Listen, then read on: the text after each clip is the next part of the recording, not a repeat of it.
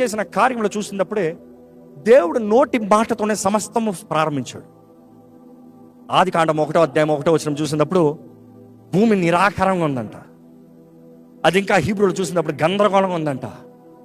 అంత గందరగోళంగా ఉందంట. ఎందుకు గందరగోళంగా ఉంది? అపవాది వాడు అనుచరులు అప్పటికే పడవేయబడ్డారు. యేసు ప్రభు చెప్తాడు, సాతాను మెరుపు వలె పడతాము, లూసిఫర్ మెరుపు వలె దేవుని హస్తం ద్వారా భూమి మీద పడవేయబడతాం, త్రోసివేయబడతాం చూశాను అని. ఆ ఏదేని తోటలనే ఆ లూసిఫర్ కనబడుతున్నాడు.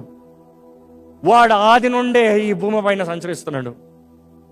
వాడు ముందు వచ్చాడా, మనం ముందు వచ్చామంటే వాడు ముందు వచ్చాడు. తెలియకపోతే తెలుసుకో. వాడు అనుచరులు ఈ భూమి పైన ముందుకు వచ్చారు.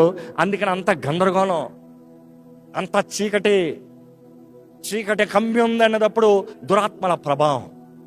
అక్కడ నేల లేదు, కేవలం నీళ్ళు. రిపెంట్ కాన్ఫరెన్స్లో we spoke about the marine demons. Do you remember?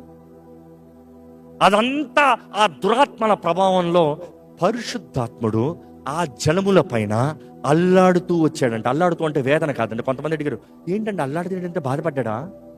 Telugu రాలేదేమో సరిగా. సంచరిస్తూ వచ్చాడు. ఇదిగో నీరంటే నీరు పైన తిరుగుతూ ఉన్నాడంట, హవరింగ్. ఆ నీరు పైన సంచరిస్తూ ఉన్నాడంట. పరిశుద్ధాత్ముడు అక్కడ ఉన్నాడు, కానీ దేవుని కార్యం అక్కడ జరగలే. Note this point.